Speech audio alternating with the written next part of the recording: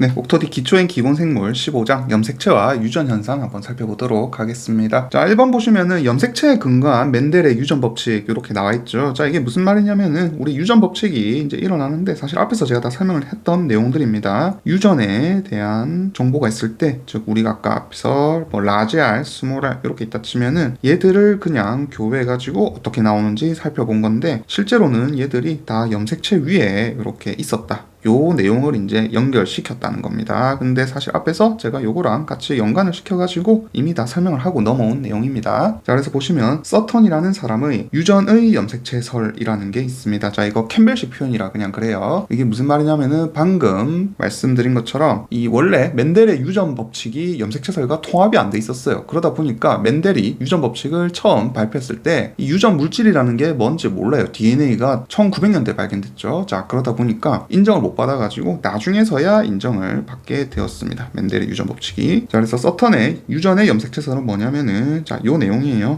염색체와 유전자는 모두 이배체 세포 내 쌍으로 이렇게 존재를 하고 있다. 그 다음에 상동 염색체와 대립 유전자는 감수 분열 동안 서로 분리된다. 앞에서 다 배운 내용이죠. 자, 수정으로 염색체와 유전자는 모두 쌍을 이루는 상태로 복구가 된다. 즉 처음에 이렇게 감수 분열이 일어난 염색체가 있으면은 얘들이 다른 배우자와 만나게 되면은 합쳐져 가지고 다시 EN으로 복구가 된다. 이런 내용입니다. 그래서 멘델의 유전자는 염색체상에 이런 특정한 유전자 자 위에 있다 보니까 이 염색체들이 이제 분리와 독립적인 유전을 하게 되는 거죠. 자, 모건의 유전자설 한번 보도록 합시다. 자, 이 사람은 뭐라고 주장을 했냐면요. 각 유전자는 염색체상의 특정 위치에 자리를 잡고 있다. 자, 이런 식으로 특정 위치에 자리를 잡고 있고 이런 대립 유전자들은 각 상동 염색체에 서로 이렇게 동일한 위치에 존재한다라고 말을 했습니다. 그래서 모건은 사실 초파리 가지고 실험을 했어요. 그래서 초파리들은 장점이 좀 많이 있습니다. 우리 앞에서 콩으로 멘델이 한 걸 봤지만 초파리 같은 경우에는 한 번에 많은 수의 새끼를 낳고요. 자, 두 번째로 한 번에 교배를 했을 때 수백 마리의 새끼를 낳을 수가 있고 번식 주기도 한 2주 정도밖에 되지 않습니다. 자, 그 다음에 얘들은 염색체가 4쌍밖에 없어요. 그러니까 숫자가 작으니까 연구하기가 쉽죠. 그리고 현미경으로, 특히 광학 현미경으로 쉽게 구분이 됩니다. 그래서 4쌍의 염색체는 3쌍의 산 염색체하고요, 1쌍의 성 염색체하고 이렇게 이루어져 있습니다. 자, 2번 한번 봅시다. 야생형의 붉은 눈 암컷 초파리랑 돌연변이 흰색 눈 수컷 초파리 사이에 태어나는 F1과 F2 자손은 무슨 색깔의 눈을 가질지 예상해봐라 했습니다. 자, 참고로 보통 우리 앞에서 이제 멘델 유전학 할 때는요, 뭐 라지 R, 스몰 R 이런 식으로 썼죠. 자, 요거는 뭐냐면은 멘델 유전학에서 이제 유전적으로 우성이냐 열성이냐 요거를 표현할 때 이런 식으로 쓰고요. 그 다음에 이 모건의 초파리에서는 보통 플러스 형태로 씁니다. 자, 플러스는 일반적인 자연 상태에서 정상 기능을 할 경우에는 와일드 타입 야생형이라 해가지고 플러스 상태로 표시를 하고요. 돌연변이는 이 플러스가 없게 표시를 합니다. 즉 야생형의 붉은 눈이죠, 지금 표현형이. 그러다 보니까 W에다가 화이트에다가 플러스를 쓰는 거예요. 그러면은 얘들은 그냥 정상적인 빨간 눈이다. 하지만은 이게 플러스가 없이 이렇게 쓰게 되면은 얘들은 화이트 눈을 가지는 흰색 눈이다. 이렇게 쓰게 됩니다. 이거 차이 아시겠죠? 그래서 이거는 야생형을 표현하는 초점을 두는 거고요. 이거는 유전형을 표현하는데 초점을 두는 방법입니다. 근데 사실 뭘로 표현해도 어차피 결과는 다 똑같아요. 유전자라 가지고. 자, 한번 봅시다. 일단 이렇게 계산해 봅시다. 야생형의 붉은 눈 암컷 초파리를 했습니다. 그러면은 야생형의 붉은 눈이니까 와일드 타입의 플러스를 가진 애들하고요. 자, 돌연변이의 흰색 눈이니까 WW 돌연변이 애들을 교배를 했습니다. 자, 그렇게 되면은 새끼들은 전부 여기서 하나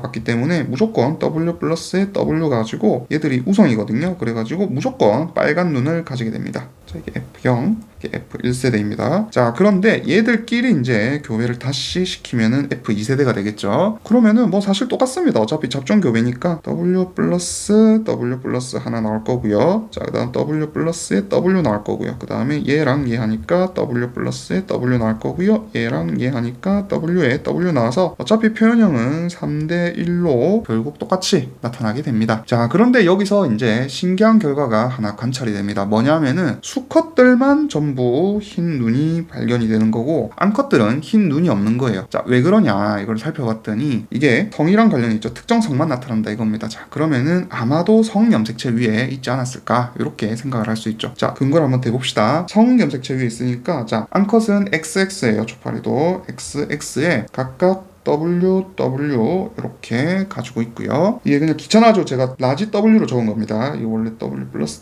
이렇게 되는데 귀찮아져 이렇게 적은 거예요. 아니면 헷갈리니까 이렇게 할게요. 자 이렇게 하고 자 수컷 같은 경우에는 아까 돌연변이 흰색 눈이었죠. 자 그러니까 XY인데 X 염색체 있으니까 그냥 W 이렇게 적을게요. 자 얘들을 교배하면은 어떻게 나오냐면은 이게 F0이고요. F1세대에서는 자 얘랑 얘가 만나거나 얘랑 얘가 만나겠죠. 어차피 똑같으니까 여기서는 한쪽만 생각하면 되겠습니다. 그래서 XW 야생형의 XW 혹은 XW 야생형의 Y 이렇게 나오겠죠. 자 그러면 어쨌든 얘들은 얘고 있고 얘도 있고 이러니까 무조건 빨간 눈이 보일 겁니다. 자, 하지만 얘들이 지금 무조건 지금 암수 이렇게 염색체가 고정이 되고 있죠. 그래서 얘들 둘을 이제 교배를 하면은 F2가 될 겁니다. 자 그럼 어떻게 나오느냐 자 생각을 해봅시다. 얘랑 얘 XW 플러스 XW 플러스 얘랑 얘 XW 플러스 Y 자 그 다음에 얘랑 얘 XW 플러스 XW 자 그 다음 얘랑 얘 하면은 XW의 Y 이렇게 나오는 겁니다. 자 그랬더니 지금 살펴보니까 결과가 어떠냐면은 지금 무조건 흰색 눈을 가지려면은 XW이거나 XW의 Y여야 할 건데 여기 보시면은 자 전부 XW 플러스를 다 가지고 있죠. 그래서 우성 형질인 빨간 눈이 나타나고요. 자, 물론 수컷도 이렇게 빨간 눈이 나타났습니다. 자 하지만은 여기 보시면은 얘만 지금 흰 눈인데 무조건 성 염색체가 XY죠. 그래서 아까 말씀드린 것처럼 여기서 수컷만 3대1 비율에서 무조건 흰 생눈을 나타내게 됐던 겁니다. 자 그래서 사실 모건이 운이 좋았죠. 원래 염색체에 있는 성결정인자는 유전자들은요 XY만 있는 게 아닙니다. 우연히 초파리가 지금 XY 체계를 가지고 있었던 거예요. 그래서 이런 염색체에 의해 가지고 성이 결정될 때는 다양한 요인들이 있습니다. 그거 한번 좀 살펴보도록 할게요. 자 먼저 X 시스템입니다. 자, X가 암컷을 결정하는 시스템이고 우리 사람 아까 초파리처럼 XY 체계가 있어요. 그래서 얘들은 보통 포유류고요. 얘들은 정자세포가 X랑 Y 중에서 어느 거를 가지고 있느냐에 따라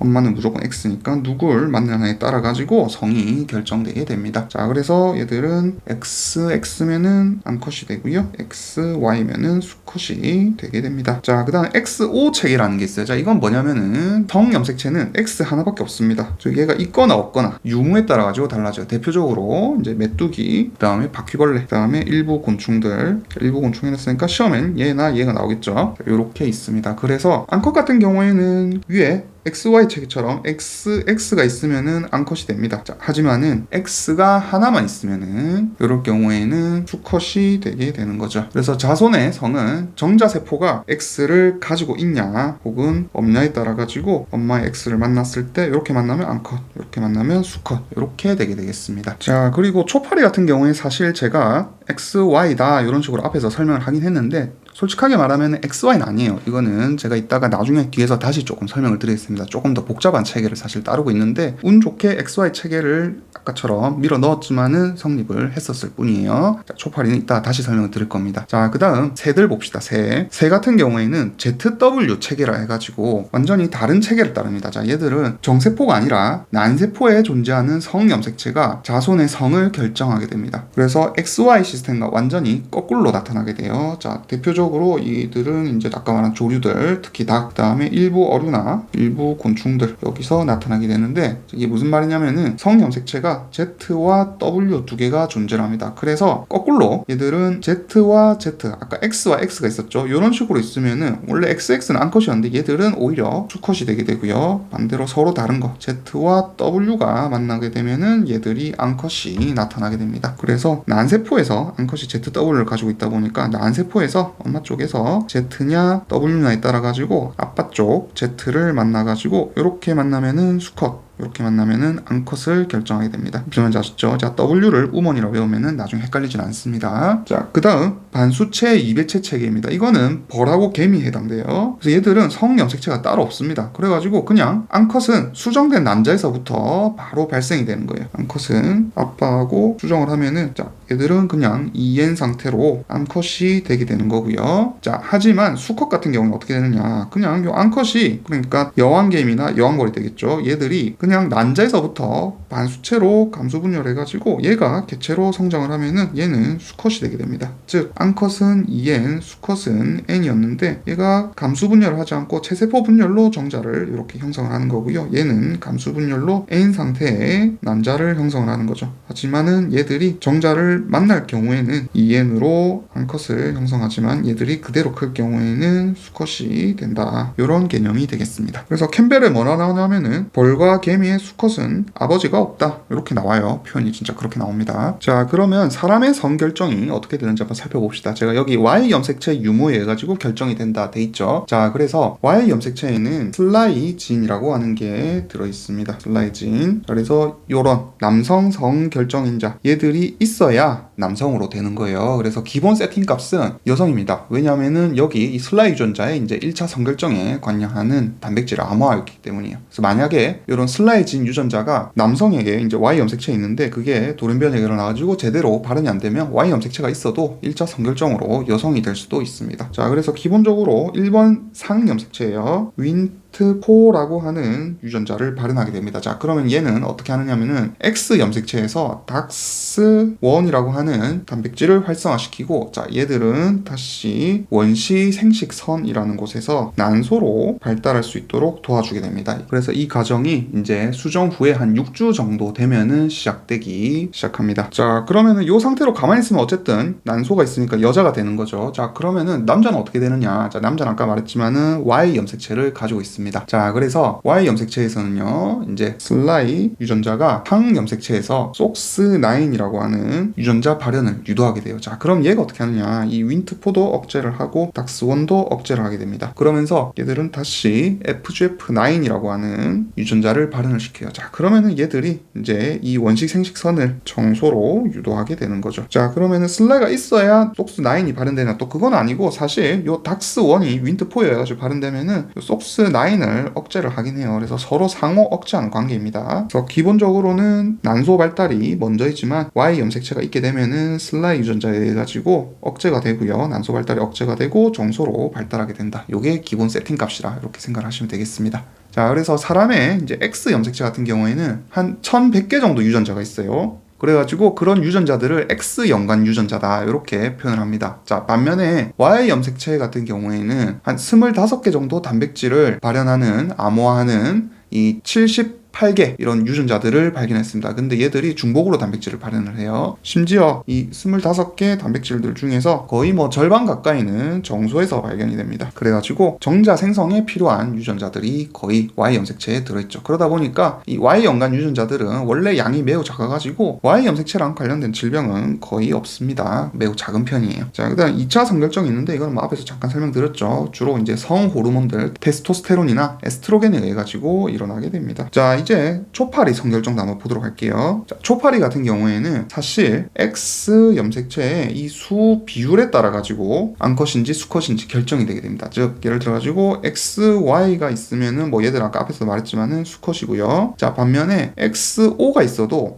얘들은 수컷이 됩니다. 즉 X가 지금 비율상 한 개 이렇게 있으면 수컷이 되는 거고요. XX 형태로 그 비율이 2개가 되면은 암컷이 되는 거죠. 그래서 요 Y 염색체는 사실 성결정에는 큰 역할을 하지 않아요. 오히려 그냥 수컷의 어떤 생식 이런 걸 위해 가지고만 작용을 하는 거고 성결정과는 관계가 없는 염색체입니다. 자, 그 다음 X 연관 유전자에 유전되어 있는데, 자, 이게 좀 양이 많습니다. 이거 헷갈리지 말고 다 외우셔야 돼요. 자, 먼저 반성 유전부터 봅시다. 자, 얘는 무슨 뜻이냐면은 성 염색체 X 위에 위치하는 유전자들이 있어요. X에 여러 가지 한 1100개 정도 제가 유전자가 있다 했죠. 자, 걔들에 의해 가지고 유전이 되는 애들을 반성 유전이라 합니다. 그래서 만약에 이제 X 연관 유전인데 이게 열성이다. 그러면은 여성은 거의 다 이렇게 있으면은 보인자가 되겠죠. 앞에서 제가 생명유전자 말씀드렸습니다. 따라서 모계가 정상이다 보니까 남자한테 거의 많이 질병이 발견되긴 합니다. 그래서 종류로는 아까 앞에서 말씀드렸듯이 생명유전자, 자, 그 다음에 뒤센 근 위축증 혹은 뒤센 근육 위축증 이렇게 부르는 질병이 있어요. 자, 얘는 무슨 질병이냐면은 디스트로핀이라고 하는 근육 단백질이 결핍되어 있습니다. 그래서 미국에서 남자들 중에 한 5,000명 중에 1명꼴로 되게 흔하게 발병을 하고요. 거의 20대 중반에 사망을 하게 됩니다. 자, 그 다음에 또 대표적으로 혈우병이 있죠. 자, 혈우병 같은 경우에는 이제 혈액 응고를 할 때 여러 개 단백질들이 막 필요한데 그 중에 한 개 이상의 단백질에 이상이 생기게 되면은 제대로 혈액 응고를 할 수 없을 겁니다. 그리고 보통 X연관 열성 유전이에요. 그래서 이게 유명한 이유가 이제 영국의 빅토리아 여왕이 혈우병이 있었죠. 근데 그분이 이제 낳았던 뭐 자녀나 손녀 이런 사람들이 이제 유럽의 여러 왕가랑 다시 뭐 스페인이나 러시아 이런 데랑 결혼을 하면서 더 막 퍼져버렸죠. 그래서 워낙 유명인이다 보니까 가계도가 남아있어요. 가계도가 잘 남아있기 때문에 시험에도 종종 가계도로 나오기도 합니다. 자, 참고로 이런 식으로 있으면요, X연관 유전으로 표현하려면은 이게 동형인지 이형인지 표현하기가 애매하죠. 이게 이런 식으로 있으면은 뭐 이형접합이다, 뭐 이런 식으로 있으면은 동형접합이다 표현할 수가 있는데 이런 식으로는 조금 애매합니다. 그래서 그런 표현을 쓸 수 없기 때문에 반접합성이다 이렇게 표현하긴 해요. 영어로 헤미자이고스 이렇게 표현합니다. 그래서 X에 위치하는 반성 유전 받고요. 자, 이게 Y 염색체 유전이 되면은 이제 다른 용어로 부릅니다. 여기 있듯이 한성 유전 이렇게 불러요. 그래가지고 Y 염색체 유전으로 얘들은 무조건 남성만 나타나겠죠. 남성만 나타날 거고 당연히 아빠 쪽에 문제가 있으니까 부계 유전일 겁니다. 그래서 대표적으로 귀에 다모증, 귀에 털이 나는 다모증 이런 질병이 있습니다. 자, 그 다음 종성 유전입니다. 종성 유전은 상응 염색체 유전이에요. 상응 염색체 유전이긴 한데 성에 따라 가지고 그 표현형이 다르게 나타납니다. 어떤 게 있느냐? 자, 대표적으로 대머리, 탈모, 그 다음에 유방암, 자궁암, 그 다음에 산양의 뿔, 요거는 미트 시험에 나왔었어요. 이런 게 있는데, 자, 뭐 요거는 여성만 가지고 있는 기관이죠. 그러다 보니까 이제 요렇다 치는 거고요. 그 다음에 일단 대머리 가지고만 제가 설명을 드릴게요. 어차피 기본반이니까. 자, 대머리 같은 경우에는 어떻게 발병을 하냐면은 이 남성 호르몬인 테스토스테론, 요 남성 호르몬이 모낭에 작용을 해가지고 탈모를 유발하게 됩니다. 즉 모낭의 안드로겐에 민감해져가지고 발생을 하게 되는데, 이 테스토스테론이 5알파 리덕테이즈 혹은 5알파 환원 효소라는 거에 해가지고 DHT라는 물질로 원래 바뀌게 됩니다. 자, 그렇게 되면 이 DHT가 어떻게 하느냐, 모낭에 작용을 해가지고 모낭을 축소시킨다든지 아니면은 모발의 성장기를 단축시켜가지고 빨리빨리 얘들이 수명이 짧아지는 거죠. 아니면은 모발 자체가 이제 가늘어지고 탈모를 유발하게 됩니다. 자, 이때 이 DHT에 대해 가지고, 자, 대머리는 발드니까 라지비, 그 다음에 라지비, 스몰 b 이렇게 가지고 있는데, 라지비는 높은 민감도를 가지게 되고요. 라지비, 스몰 b는 중간 정도, 스몰 b는 낮은 민감도를 가지게 됩니다. 자, 그럼 어떻게 되느냐? 민감도가 높은 일단 라지비는 대머리가 되겠죠. 탈모가 될 겁니다. 반면에 스몰 b는 정상이 되겠죠. 자, 하지만 얘가 이제 문제인 거예요. 남성 같은 경우에는 원래 기본적으로 요 테스토스테론 농도가 높아집니다. 그러다 보니까 라지비, 스몰 b가 있어도 워낙 DHT가 많아가지고 탈모가 오게 돼요. 자, 하지만 여성 같은 경우에는 테스토스테론 농도가 낮죠. 그래가지고 탈모가 표현형으로 나타나지 않습니다. 그래서 남성한테는 지금 우성처럼 보이는 거고요. 여성한테는 거꾸로 열성처럼 보이게 됩니다. 이런 거를 종성 유전 이렇게 불러요. 자, 그 다음 X 염색체 불활성화 이것도 한번 봅시다. 그래서 포유류 암컷 같은 경우에는 배아 발생 동안 이제 세포마다 두 개의 X 염색체가 다 가지고 있죠. 근데 웃긴 게 생각해보면은 남자는 XY고 여자는 XX입니다. 자, 그러면 남자는 X와 Y가 따로 발현이 되는데 여자는 X가 두 개가 더블로 발현이 되는 거예요. 그러면은 뭐가 이상하죠? 뭔가 단백질을 훨씬 많이 만들어낼 것 같습니다. 자, 그래서 이런 거를 막기 위해서 이 X 염색체 중에 하나가 무작위로 응축을 해버립니다. 둘 중에서 하나가 랜덤으로 응축을 해가지고 바소체라는 거를 형성하게 돼요. 그래서 이런 바소체 형성은 낮 초기에 이제 배아세포에서 거의 독립적으로 일어나게 됩니다. 그래서 바소체를 정의를 하면은 이 포유동물의 암컷 세포에서 이제 불활성화된 X 염색체가 조밀조밀하게 이제 응집된 이질 염색체 구조다 이렇게 표현하면 되겠습니다. 이질 염색체는 응축된 걸 이질 염색체라고 했어요. 이게 바소체고, 자, 이런 바소체 같은 경우에는요, 핵막이 있어가지고 그 핵막을 안쪽을 따라가지고 분포를 합니다. 그래가지고 마치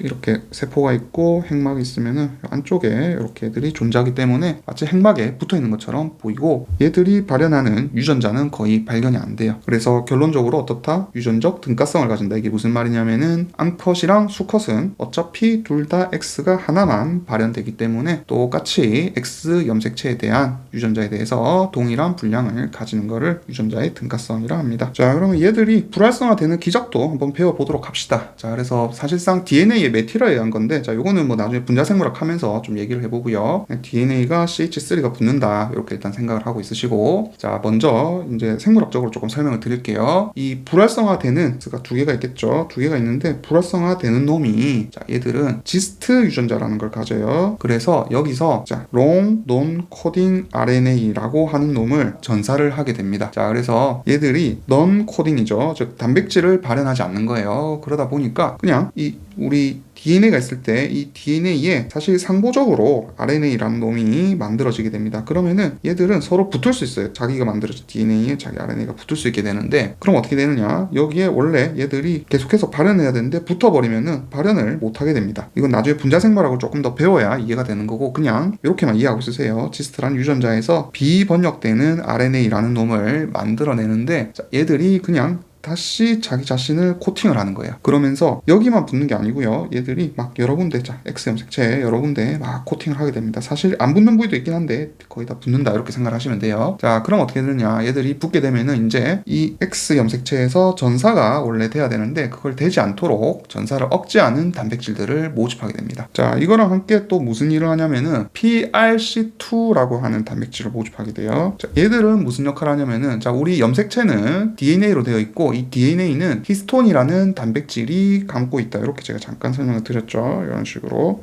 히스톤 단백질들이 DNA를 감고 있습니다. 자, 그런데 이 히스톤은 단백질이다 보니까 아미노산으로 구성되어 있어요. 자, 그리고 제가 이렇게 4개를 그렸죠. 4개를 그렸는데 이 중에 한 놈의 이름이 이제 히스톤 3라고 하는 단백질이 있습니다. 자, 여기에 단백질이니까 아미노산 서열로 이렇게 연결이 되어 있을 거고요. 단백질은 이 중에서 27번 자리가 라이신이에요. 자, 그러면은 라이신은 이제 구조 외우셔야 됩니다. 이거 제가 안 해도 라이신은 이렇게 CH2가 4개가 있고 끝에 아미노기가 이렇게 달려 있었죠. 자, 그런데 어떻게 되느냐? 자, 여기에 메틸기를 붙여버리는 겁니다. 얘들이 PRC2가 여기에 메틸기를 붙어버려요.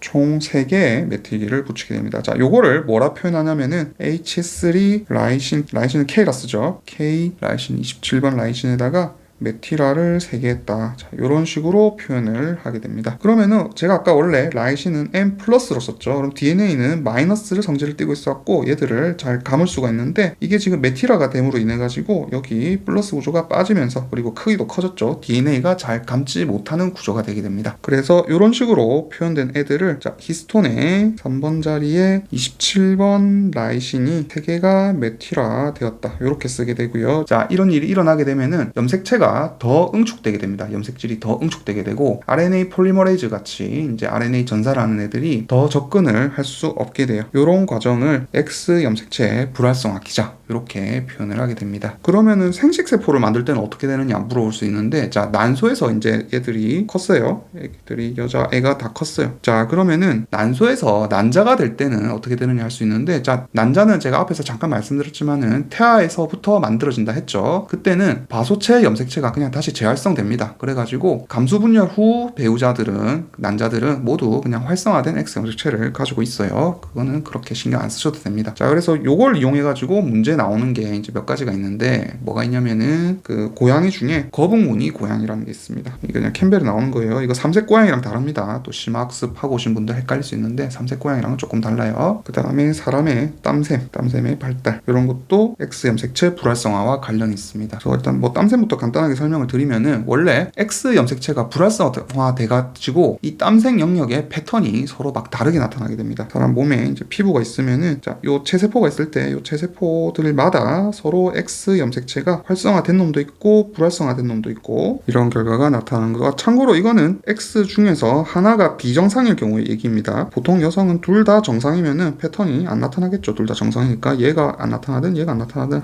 둘 다 어쨌든 한쪽은 정상적으로 발현하기 때문에 문제가 없습니다. 자, 하지만 요럴 경우가 이제 문제라는 거죠. 왜냐하면은 발생 초기에 이제 얘가 발현이 되면은 땀샘이 정상일 건데, 얘가 지금 발현이 되고 얘가 불활성화되면은 문제가 생기는 거죠. 자, 그래서 땀샘 발현 패턴이 이제 문제가 생기는 건데, 그 참고로 패턴으로 나타나는 이유는요, 초창기에 이제 배아에서 불활성화가 되는 거 랜덤이긴 해요. 랜덤이긴 한데 맨 처음에 이제 수정이 되고 나서 한 수십에서 수백 개 정도 세포가 분열한 후에 이 이후에 이제 X가 불활성화되기 때문입니다. 이때까지는 아직 불활성화 안 된 상태예요.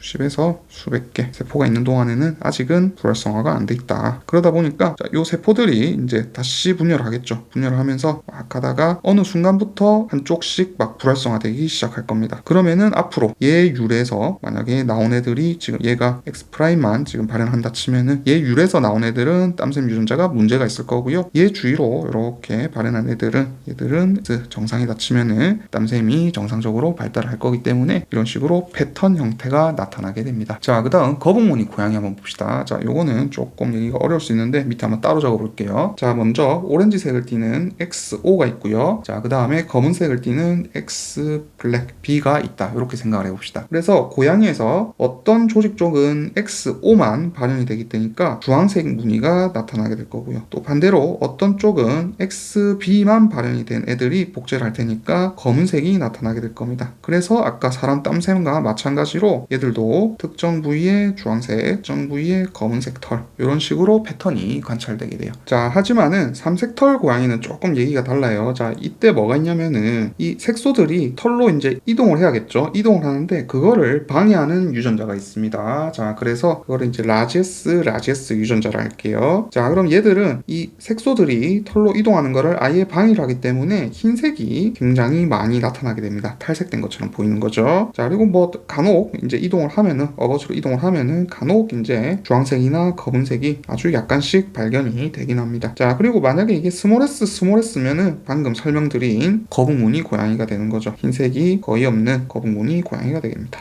자, 그런데 이게 이제 라지에스 스몰에스면 어떻게 되느냐, 삼색털 고양이가 되는 거예요. 자, 왜 그러냐면은 얘들이 이제 방해를 하는 거죠. 방해라는 겁니다. 이게 라지가 방해를 하는데 이게 라지에스가 있다고 무조건 방해를 하는 게 아니에요. 그냥 확률적인 개념입니다. 그래서 절반 정도밖에 없죠. 그래서 어느 쪽은 막 얘들이 착색이 되는 거, 털의 색깔이 나타나는 거를 방해하기도 하고 어느 쪽은 방해하지도 못해요. 그래서 얘들이 이제 방해를 했다 그러면은 흰색이 되는 거고요. 방해를 하지 못했다 그 중에서 이제 XO와 XB 중에서 어느 쪽이 활성화되어 있냐에 따라 가지고 주황색과 검정색이 나타나 가지고 삼색털 고양이가 되는 겁니다. 자, 이번에는 연관과 교차에 대해서 한번 알아보도록 합시다. 자, 먼저 연관 해가지고 독립 그리고 연관군 이렇게 나와 있는데 개념을 먼저 짚고 갈게요. 자, 그래서 먼저 염색체가 있을 때요, 서로 다른 염색체에 존재하는 형질들, 자, 요런 염색체가 있을 수 있고요. 그 옆에 이런 식으로 다른 염색체가 이렇게 존재할 수 있을 겁니다. 자, 그랬을 때 이 로커스와 이 로커스, 자, 얘들은 서로 다른 상등의 염색체에 존재하죠. 이럴 때 얘들은 전혀 연관을 가지지 않고 독립적으로 행동을 합니다. 그래서 이런 애들을 독립이다 이렇게 표현을 하고요. 자, 그런데 염색체 수에 비해 가지고 우리 유전자는 훨씬 많습니다. 자, 그렇기 때문에 한 염색체 상에 여러 가지 유전자가 함께 존재하게 될 수 있죠. 자, 그래서 감수분열 과정에서도 이들 유전자들이 서로 분리가 안 되고 같이 이동을 할 수가 있어요. 이런 거를 연관이다 이렇게 표현합니다. 유전자가 여러 개가 막 위치를 할 수 있는데 얘들은 상동 염색체고요. 이 유전자들이 서로 분리되지 않고 같이 그냥 이동을 하는 거, 이거를 연관이다 이렇게 표현을 합니다. 그 다음에 연관군이라는 개념이 있어요. 자, 연관군은 뭐냐면은 이 그냥 하나의 염색체, 상동 염색체 포함입니다. 상동 염색체 포함해가지고 하나의 염색체에 존재하는 유전자들의 무리, 이거를 연관군이라 해요. 그래서 만약에 여기서 이렇게 교차가 일어나더라도요, 어쨌든 얘들은 같은 염색체에 있기 때문에 같은 연관군이다 이렇게 표현해요. 자, 그래서 사람의 연관군 수는 반수체 수랑 동일하겠죠. 반수체 염색체 수랑 동일하게 23개를 가지게 될 겁니다. 바뀌더라도 동일한 걸로 취급을 하기 때문이에요. 동일한 연관군으로 취급을 하기 때문에 2n 이꼬르 46이니까 n 이꼬르 23개의 연관군을 사람은 가지게 됩니다. 자, 그 다음 유전자 재조합과 연관 이렇게 되어 있습니다. 자, 그래서 유전자 재조합은 제1감수분열 중기에 이제 상동 염색체에서 무작위로 염색체들이 막 배열이 되죠. 이런 식으로 배열이 될 수도 있고 이런 식으로 배열이 될 수도 있고, 자, 무작위로 배열이 되면서 나중에 쪼개지게 됩니다. 서로 이렇게 쪼개지게 되죠. 그래서 유전자 재조합이 발생할 수도 있고, 아니면은 제1감수분열 전기에 교차가 일어난다 했죠. 이런 식으로 아까 교차가 일어나게 되면서 유전자 재조합이 발생할 수도 있습니다. 자, 그런데 이런 식으로 이제 연관이 안 돼 있는 애들, 즉 함께 이동하지 않는 애들, 그런 애들은 어떻게 해요? 독립이죠, 사실상. 독립인 애들 같은 경우에는 이 염색체도 독립적으로 분리가 일어나게 됩니다. 즉, 예를 들어가지고 뭐 라지 y, 스몰 y, 라지 r, 스몰 r, 뭐 스몰 y, 스몰 r, 스몰 r, 스몰 r 이렇게 있다 칩시다. 자, 그러면은 여기서 만들어질 수 있는 애들은 총 4개가 되겠죠. 라지 y, 스몰 y, 라지 r, 스몰 r 하고, 그 다음에 스몰 y, 스몰 y, 스몰 r, 스몰 r 하고, 자, 그 다음에 large y, small y, small r, small r, 그 다음에 small y, small y, large r, small r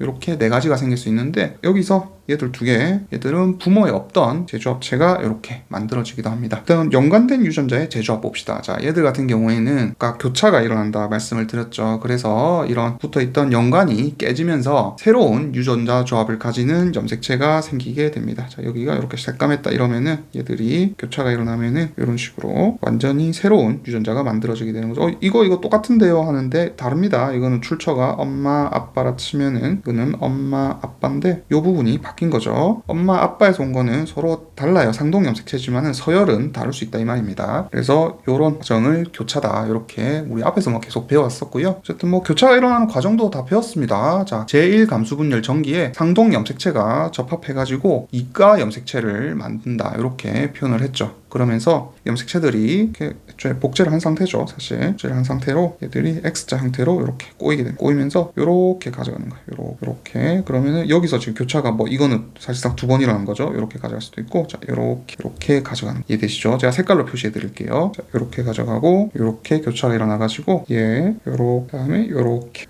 네 개가 만들어지는 거죠. 이런 상태를 키아즈마 이렇게 표현한다고 했습니다. 그러면은 이게 원래 이쪽이 뭐 엄마 아빠 이렇게 치면은 아까 말했듯이 완전히 새로운 배우자가 이렇게 만들어진 겁니다. 이해되시죠? 자, 그래서 연관의 종류와 교차가 일어날 경우 네 가지 배우자의 비가 나온다 이렇게 되어 있는데, 자, 먼저 상위 상반 요거부터 봅시다. 상위는 뭐냐면은 우성 유전자끼리 혹은 열성 유전자끼리 연관이 되어 있는 경우예요. 자, 예를 들어 가지고 한쪽 염색체에 이제 라지 A, 라지 B 그리고 다른 쪽에 스몰 a, 스몰 b가 있었다 칩시다. 즉 염색체로 표현을 하면은 라지 A, 라지 B, 스몰 a, 스몰 b 이렇게 있었다 칩시다. 그리고 제가 지금 이렇게 하나만 그리고 있지만 사실 얘들이 복제를 해가지고 아까처럼 이런 상태로 있겠죠. 이런 상태로 교차가 일어날 겁니다. 자, 그러면은 배우자는 이제 어떻게 나오냐면은 이게 지금 이렇게 지금 교차가 일어날 수도 있지만 안 일어날 수도 있죠. 그래서 안 일어날 경우에는 라지 A, 라지 B나 스몰 a, 스몰 b가 훨씬 많이 나오게 될 겁니다. 자, 하지만은 교차가 일어날 이쪽에서 한 번만 이렇게 교차가 일어날 경우에는 지금 스몰 a, 라지 B나 라지 A, 스몰 b가 나올 수 있겠죠. 그래서 얘들이 훨씬 많이 나올 수 있습니다. 이거 이해되시죠? 교차가 안 일어날 경우도 생각을 해야 돼서 그래요. 자, 그러면은 그 비율이 n 대 1대 1대 n 이렇게 나오게 됩니다. 즉 라지 A, 라지 B 대 라지 A, 스몰 b 대 스몰 A, 라지 B 대 스몰 A, 스몰 b 꼴로 이렇게 나오게 되는 거예요. 자, 상반은 뭐냐면은 라지 A, 스몰 b나 스몰 A, 라지 B 이렇게 있었다 칩시다. 그러면은 뭐 사실 똑같죠. 라지 A, 스몰 b 똑같이 있었을 거고요. 마찬가지로 여기는 스몰 a, 라지 b가 있었다 칩시다. 그러면 얘들이 교차가 안 일어나면은 거꾸로 얘들이 더 많을 겁니다. 자, 그래서 비율이 라지 a, 라지 b 위에랑 똑같이 적을 거예요. 라지 a, 스몰 b, 스몰 a, 라지 b 대 스몰 a, 스몰 b 비율이 이번에는 반대로 얘들이 작게 나오겠죠. 얘들이 부모와 같으니까 더 많이 나올 겁니다. 그래서 1대 n 대 n 대 1 이렇게 나오게 돼요. 요게 상반 연관입니다. 자, 그 다음 교차율 봅시다. 이래서 이런 교차들이 얼마나 일어나는지 확률을 구할 수가 있어요. 사실 그래서 새로운 유전자 조합을 갖는 배우자가 출현하는 빈도를 교차율 이렇게 부릅니다. 그래서 이 교차율의 범위는 0에서 50 사이에 있습니다.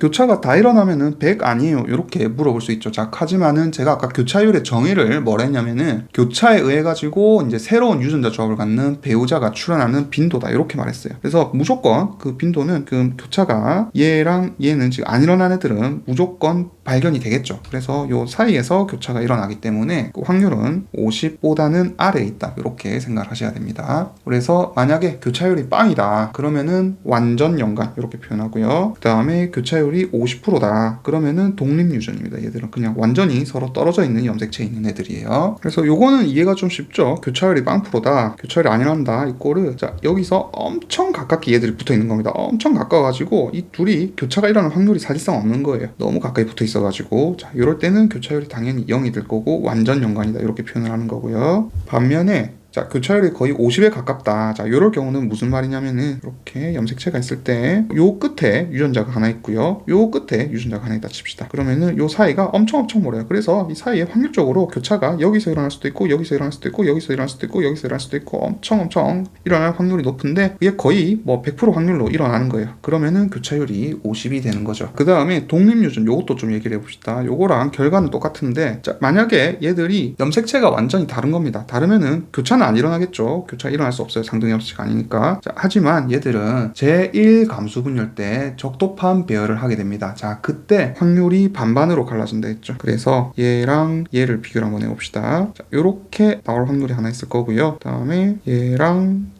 요렇게 갈 확률이 있을 겁니다. 그래서 확률상 얘가 하나가 고정이라 치면 한쪽 세포로 갈 확률을 고정이라 치면요, 밑에 있는 다른 염색체가 같은 쪽에 올 확률 그리고 다른 쪽에 올 확률, 그렇기 때문에 그 확률이 50%다 이렇게 생각을 하시면 되겠어요. 또 아까도 말했지만은 제가 교차율의 정의는 새로운 유전자 조합을 갖는 배우자가 출현하는 빈도라 했습니다. 그래서 새로운 유전자, 즉 원래 이렇게 엄마 쪽과 같았던 애들이 있을 확률, 그리고 이렇게 엄마랑 완전히 다른 조합으로 가진 애들, 이렇게 나올 확률이 50%가 된다 이런 말이에요. 자, 그 다음 연관지도 작성 봅시다. 이런 식으로 이제 연관이 일어나면은 이게 즉 거리에 따라 가지고 아까 여기서 제가 보여드렸죠. 거리에 따라 가지고 가까우면은 교차율이 0에 수렴하지만은 멀어질수록 50에 가까워집니다. 자, 이걸 이용해 가지고 교차 일어날 확률을 이용해서 이 유전자 사이의 거리가 비례하기 때문에 유전자 지도를 그릴 수가 있게 됩니다. 그래서 이런 재조합 빈도에 기초해 가지고 유전자 지도를 만든 거를 연관지도 이렇게 부르게 됩니다. 자, 그래서 이런 지도 단위는요, 맵 유닛 이렇게 지도 단위라고 부르고요. 요거를 단위를 센티모르건 이렇게 부릅니다. 그래서 1맵 유닛 혹은 뭐 한글로 하면 지도 단위 이렇게 부르는데 1지도 단위 이꼬르 1센티모르간이랑 동일합니다. 그리고 요거는 1%의 재조합 빈도와 동일하게 되는 거예요. 그래서 센티모르간은 50까지밖에 안 나오겠죠. 얘들이 아까 50까지 있었으니까. 자, 다만 이런 연간 지도 같은 경우에는요, 이 유전자의 순서는 반영할 수 있어요. 자, 여기 있을 때 얘들이 일어날 확률이 멀리 있는 애는 얘와 얘 사이가 머니까 더 교차율이 높을 거고, 얘와 얘 사이는 아까 얘와 얘보다 교차율이 더 작을 겁니다. 이런 식으로 해가지고 상대적인 거리는 반영을 할 수 있지만 정확한 위치까지는 반영할 수는 없어요. 자, 예를 들어가지고 이제 이런 연관 지도를 작성할 때 약간의 오류가 발생하는데 그거에 대해 조금 설명을 드릴게요. 자, 예를 들어가지고 이 초파리 유전자가 이렇게 있을 때, 세 개가 있을 때, 자, B, CN, 그리고 VG 이렇게 있다 칩시다. 자, 그리고 각각 순서는 몰라요. 어디가 어딘지 모릅니다. 이런 상황에서 이 교차가 어떻게 일어나는지 이제 확인을 해본 거예요. 실험을 해가지고 자선수를 보고. 자, 그랬더니 B와 CN은 9%, 그 다음에 CN과 VG 사이에는 9.5%, 그 다음에 B랑 VG 사이는 17%가 나왔다 칩시다. 그러면은 자, 제가 지금 순서대로 사실 적어놔서 이게 쉽긴 한데 이 CN은요, 결국은 B와 VG 사이에 있다라고 추론할 수 있겠죠. 왜냐하면 B와 VG가 제일 멀리 있기 때문에 그렇습니다. 참고로 이게 B가 위에 있는지 밑에 있는지는 확신을 못해요. 그냥 임의로 하나 적은 겁니다. 하지만 어쨌든 사이에 CN이 있다고는 확신을 할 수 있겠죠. 자, 그런데 이 값이 조금 이상합니다. 그러면은 17%네. 그러면은 얘랑 더해가지고 17이 돼야 되는 거 아니에요? 라고 물어볼 수 있죠. 그런데 그 값이 이 두 개 더하면은 18.5%로 조금 더 큽니다. 자, 이거 왜 그러냐면은 이게 요 B와 CN 사이에서 교차가 한번 일어나고요. 자, 다시 CN과 VG 사이에서 교차가 또 한 번 일어났다 칩시다. 그래서 교차는 무조건 염색체에서 한 번만 일어나는 게 아니에요. 사이에서 이렇게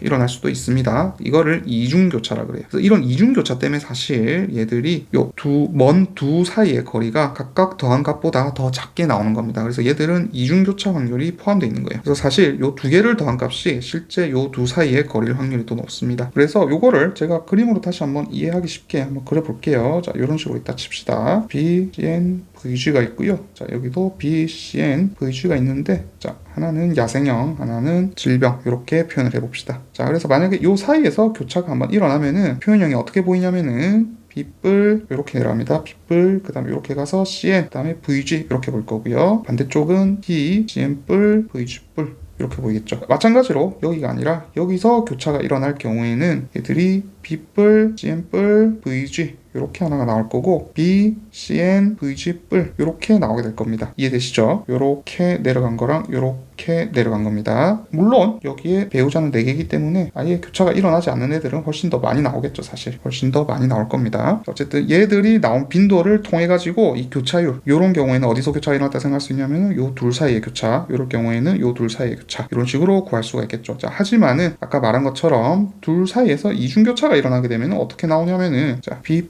뿔, CN, VG 뿔 나오고요. 그 다음에 B, CN 뿔, VG 이렇게 나오게 됩니다. 자, 얘들은 이중교차가 일어나는 애들이에요. 그러면은 여기서 가운데를 지우고 한번 생각을 해봅시다. 즉, 우리가 지금 보는 거는 B와 VG 사이의 거리였죠. 그래서 B와 VG 사이의 거리를 봅니다. 자, 그랬더니 어떻게 되냐? 결과가 지금 야생형과 동일하게 나타났습니다. B뿔, VG뿔, BVG 이렇게 나타난 거죠. 그래서 이중교차가 나타나면은 얘들이 숫자가 교차가 지금 아예 안 일어난 것처럼 보여요. 그러다 보니까 이게 훨씬 더 얘들보다 작아지게 된 겁니다. 이해되시죠? 그래서 나중에 이제 미트 같은 거 보면은 이런 걸 이용해가지고 이제 문제를 많이 보시게 될 겁니다. 이번에는 염색체 돌연변이에 대해서 한번 또 알아보겠습니다. 염색체 돌연변이는 크게 염색체 수가 이상이 있는 염색체 수 돌연변이 하고요. 자, 그 다음에 염색체 구조, 즉 모양이 이상한 염색체 구조 이상 돌연변이 크게 두 가지로 나눌 수가 있습니다. 먼저 염색체 수 돌연변이부터 살펴볼게요. 자, 그 원인은 염색체가 이제 세포 분열할 때 갈라지죠. 갈라질 때 이 상동 염색체나 이 염색 분체들이 서로 분리되지 않고요. 자, 이렇게 있을 때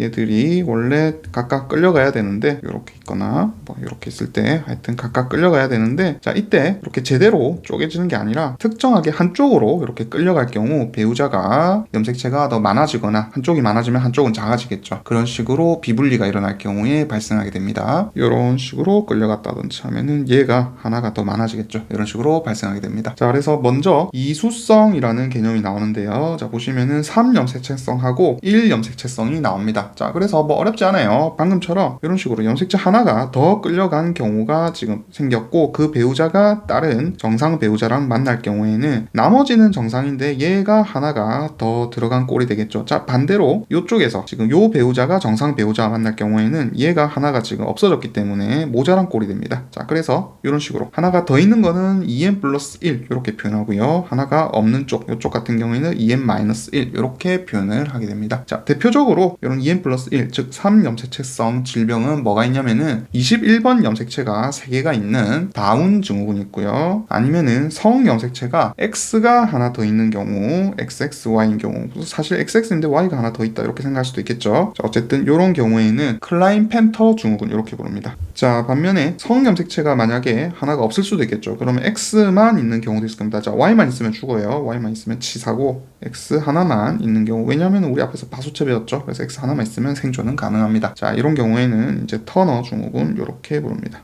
자, 근데 터너 증후군은 그럼 바소체니까 정상 아니에요 할 수도 있지만은, 자, 사실 제가 아까 X 염색체가 지스트에 의해 가지고 감싸질 때 일부 감싸지지 않는 부분들도 존재한다 했습니다. 그래서 그런 부분들이 또 우리 몸에서 중요한 역할을 하기도 하거든요. 자, 그렇기 때문에 터너 증후군도 질병입니다. 그 다음에 다배수성 한번 살펴보도록 하겠습니다. 자, 다배수성은 이게 완전히 염색체 세트가 그냥 아예 통째로 더 많아버리는 경우예요. 자, 예를 들어 여기서 지금 이렇게 통째로 한쪽이 다 가져간 거랑 정상이랑 만나게 되는 경우입니다. 보통 동물은 이러면은 거의 발생을 안 하고요. 보통 식물에 흔하게 나타납니다. 그래서 식물이 이제 자가수종이라든지 무성생식으로 다른 배우자가 없어도 번식이 가능하고요. 또 식물 같은 경우에는 또 유전적으로 조금 발현량이 증가한다 해서 뭐 문제가 크게 있는 편은 아니라 가지고 오히려 식물에서 조금 더 흔하게 나타나긴 합니다. 자, 그래서 먼저 3배수성, 즉 3N 상태 이거 한번 보도록 하죠. 자, 이거는 모든 염색체가 비분리돼 가지고 2N 있는데 그게 N을 만나면은 3N이 나오게 되겠죠. 그래서 대표적으로 씨 없는 수박, 그 다음에 바나나, 그 다음에 동물 중에 이제 굴, 아마 삼배체 굴 이런 거 들어보셨을 거예요. 인위적으로 이거를 만든 겁니다. 그러면은 이 삼배체 굴들은 생식에 에너지를 안 써가지고 성장이 빨라져가지고 우리가 맛있게 먹을 수가 있죠. 자, 그 다음에 4배수성, 4N 같은 경우에는 보통 감자, 담배, 밀 이런 애들이 4배수성이고요. 그 외에 이제 밀 같은 경우에는 4배수성도 있고 6엔, 즉 6배수성도 있습니다. 그 다음에 딸기 같은 경우에 8배체까지 존재합니다. 이런 애들이 있으니까 조금 알아두시면 좋을 것 같습니다. 자, 그 다음 염색체 수 말고 이번에 구조가 이상이 생긴 염색체 구조 이상 돌연변이 살펴보도록 할게요. 먼저 그 종류는 앞에서 잠깐 얘기 드렸죠. 결실, 중복, 여기, 전자라는 게 있습니다. 자, 각각 잠깐 설명을 드릴게요. 그래서 결실 같은 경우에는 염색체가 있을 때 일부 이 염색체가 떨어져 나가는 겁니다. 떨어져 가지고 사라진 거예요. 딜리션이죠. 자, 이거를 결실이라고요. 자, 그 다음에 중복 같은 경우에는 이 결실된 조각이 옆에 있던 다른 자매 염색 분체에 결합을 하는 겁니다. 여기에 이렇게 턱하게 붙어버린 거예요. 그러면은 원래 자기가 있던 거에다가 여기 또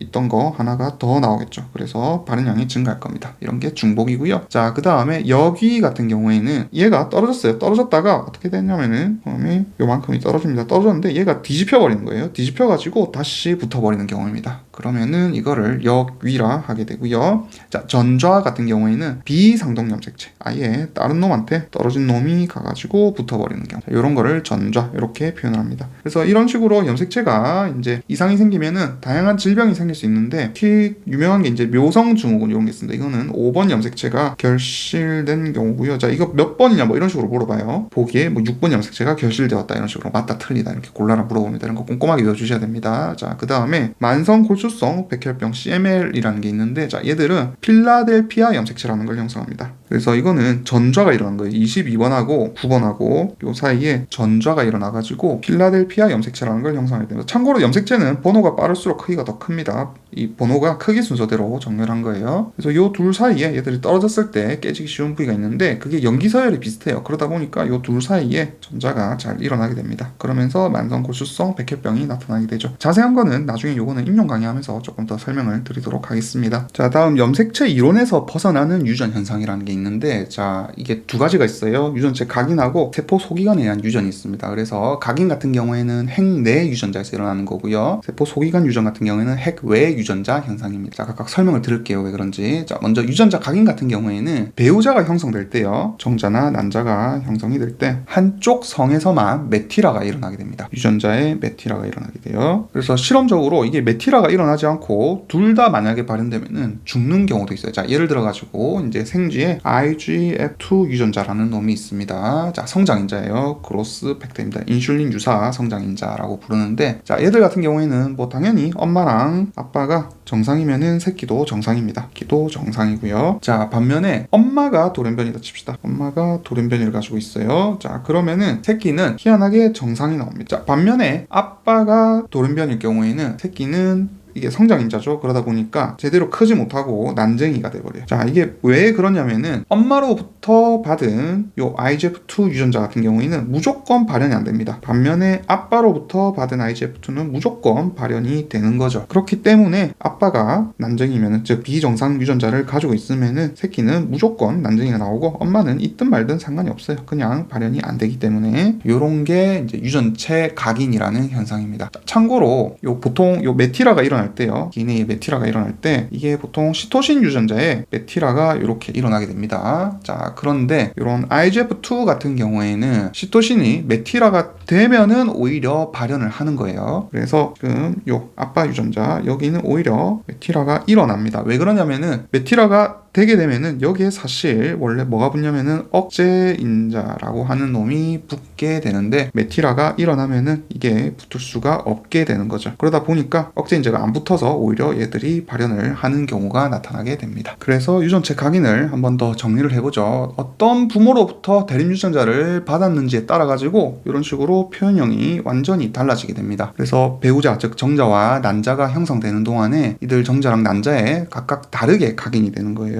정자가 있고 난자가 있다 치면은 이게 만약에 아빠 유래다, 이게 만약에 엄마 유래다 이렇게 될 경우에 요 안에 있던 DNA에서 메티라가 서로 다르게 나타나게 된다. 그리고 얘들이 각인이 되어도요, 메티라가 나타나도 얘들이 나중에 수정이 돼가지고 체세포 분열을 하게 되면은 모든 체세포에는 그대로 유전자는 전달은 됩니다. 그래서 주어진 종에서 각인된 유전자는 항상 같은 방법으로 그냥 각인이 될 수밖에 없어요. 아빠 쪽에서는 아빠만 이렇게 각인이 된다든지 메티라가 된다든지, 엄마가 만약에 메티라 되는 종이라면은 혹은 유전자라면은 엄마 쪽에서만 메티라가 된다든지 이런 식으로 일어납니다. 그리고 보통 이런 식으로 각인되는 유전자는 보통은 상염색체 위에 있습니다. 이해되시죠? 자, 그래서 이 유전체 각인이 생각보다 좀 헷갈립니다. 헷갈려서 제가 한 번만 더 설명을 드릴게요. 자, 먼저 이렇게 지금 내가 남자다 해볼게요. 남자다. 그러면은 내가 만약에 남자 쪽에 각인이 되는 유전자다 할게요. 그러면은 이쪽에 아빠한테 받은 거 메티라 되었을 거고요. 자, 엄마한테 받은 거는 메티라가 되었지 않은 겁니다. 그냥 A 유전자를 할게요. 자, 반면에 엄마 역시 마찬가지겠죠. 사실 똑같이 아빠한테 받은 거는 메티라 되어 있을 거고요. 자, 엄마한테 받은 거는 메티라가 되어 있지 않을 겁니다. 그럼 얘들이 어떻게 이제 행동을 하느냐, 이제 생식세포가 만들어질 때 이 메티라가 다 풀려버려요. 풀린 다음에 내가 지금 남자죠. 그러면은 전부 메티라 시켜버리는 겁니다.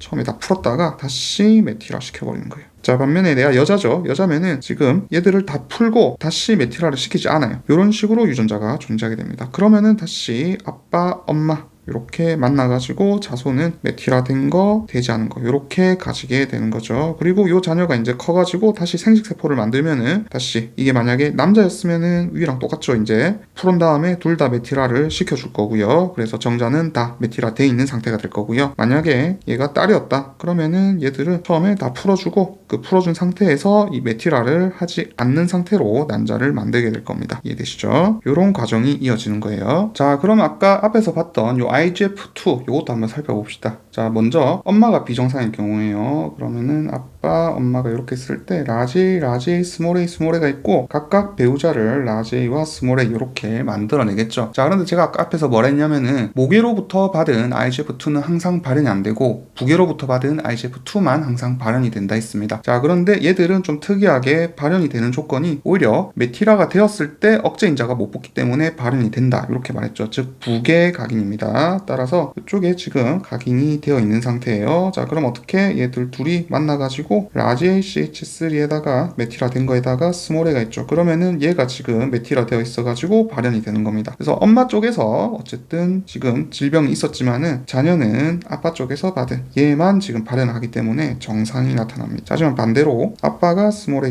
엄마가 라지 A인 경우에는 지금 아빠는 메틸화가 일어나고요. 엄마는 메틸화가 일어나지 않습니다. 자, 그럼 어쨌든 여기도 똑같죠. 메틸화가 일어난 쪽만 표현형을 나타내기 때문에 스몰 a CH3 얘만 표현형을 발현하고 엄마 쪽에서 온 얘는 더 이상 발현을 하지 못합니다. 따라서 얘들은 난쟁이로 보이는 거죠. 이해되시죠? 요 얘기였습니다. 자, 그 다음 2번 세포 소기관의 유전 한번 보도록 합시다. 자, 이거는 핵 외의 유전자겠죠. 왜 그러냐면은 색소체, 엽록체들, 그 다음에 미토콘드리아. 자, 요런 애들은 어디냐면은 세포질에 있었습니다. 핵 속에 있는 거 아니에요. 그렇기 때문에 세포질 유전자 이렇게 표현하기도 하고요. 요런 애들이 문제가 생겨가지고 표현형이 나타나는 것, 그런 것들을 이제 세포 소기관의 유전 이렇게 표현을 하게 됩니다. 자, 대표적으로 미토콘드리아 근변증 이런 게 있어요. 그래서 운동장애가 나타나거나 아니면 몸이 되게 쇠약해지죠. 이런 질병이 있고, 그 다음 또 유명한 질환이 레버시 선천성 시신경병증이라는 질환이 있습니다. 그래서 특징이 이제 20대나 한 30대쯤 되는 젊은 사람들한테 시력 상실을 유발을 하게 돼요. 자, 왜 그러냐면은 얘들은 지금 미토콘드리아에 있는 어떤 유전자 중에서 4종류의 돌연변이가 일어난 거예요. 그래가지고 세포호흡을 할 때 이 산화적 인산화에서 문제가 발생을 하게 됩니다. 그래가지고 사실 이거 이제 치료법을 연구를 해보니까 이제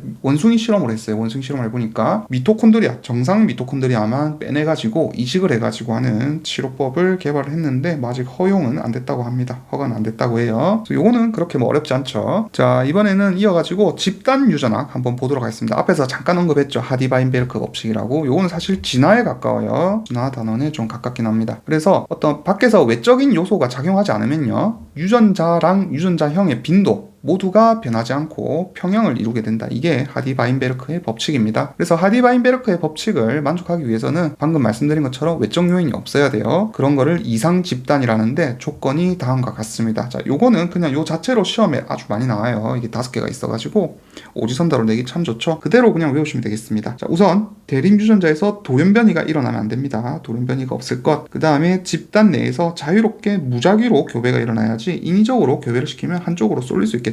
자, 그래서 무작위로 교배가 일어나야 할 것. 그 다음에 특정 유전자 빈도가 변하도록 다른 애들이 막 더 들어오거나 아니면은 애들이 이사를 가버려요. 특정 유전자 집단들이. 그러면은 바뀌겠죠. 그래서 유전자의 교환이 일어나지 않을 것. 자, 그 다음에 집단의 크기가 너무 작으면요, 유전자 부동, 제네틱 드리프트라는 현상이 나타나게 됩니다. 자, 이게 뭐냐면은 너무 작다 보니까, 대립 유전자가 너무 작다 보니까 어떤 우연에 의해 가지고 엄청 휘청휘청하는 거예요. 그 집단이. 자, 그런 거를 유전자 부동 이렇게 표현을 합니다. 그리고 또 집단이 작다 보면은 유전적 다양성도 감소하겠죠. 그래가지고 환경 변화에 대한 어떤 대응 능력이 떨어져가지고 이상 집단에 포함시키지 않습니다. 자, 일단 자연 선택이 작용하지 않아야 됩니다. 뭐 이건 당연한 내용이죠. 그래서 자연 선택이 작용하게 되면은 특정 유전자가 유리한 쪽으로 작용을 할 수가 있을 겁니다. 따라서 이 5가지 조건 꼭 그냥 외워놓고 있으세요. 그래서 이런 이상 집단에서 하디바인베르크 평형이 어떻게 나타나는지 한번 살펴보도록 합시다. 그래서 먼저 이 대립 유전자 A 그리고 스몰 a 이렇게 가진 어떤 생물 집단에서 이 대립 유전자의 빈도를 이제 P와 그리고 Q 이렇게 서술을 하는 겁니다. 자, 그랬을 때 어버이 세대에서 이제 라지 A의 빈도를 스몰 p, 그리고 어버이 세대에서 스몰 a 빈도를 스몰 q 이렇게 하면요. 자, 그 빈도라는 거는 발견되는 확률을 뜻하죠. 그렇기 때문에 p와 q는 무조건 더하면 1이 돼야 됩니다. 자, 그런데 이 생물 집단에서 교배가 자유롭게 이루어진다면, 즉 이상 집단이라면은 다음 세대에서 나타나는 유전자형의 빈도는 다음과 같이 계산할 수가 있어요. 자, 먼저 라지 A가 나올 확률은 이 빈도 p가 다시 p를 만나는 확률, p 곱하기 p니까 p의 제곱이 될 거고요. 자, 그 다음에 스몰 a와 스몰 a가 나올 확률도 q 곱하기 q가 될 테니까 q의 제곱이 될 겁니다. 자, 그 다음에 라지 a와 스몰 a가 나올 확률은 pq와 pq가 두 번 나오죠. 우리 앞에서 1대 2대 1 배웠습니다. 따라서 얘들은 두 번 나오니까 이 pq가 되게 돼 있어요. 자, 요 상황에서 이제 자손 세대에서 대립 유전자 라지 a의 빈도는 어떻게 구하냐면은 요거 p 제곱하고요. 그 다음에 라지 a 스몰 a에 하나 또 들어있죠. 그래가지고 p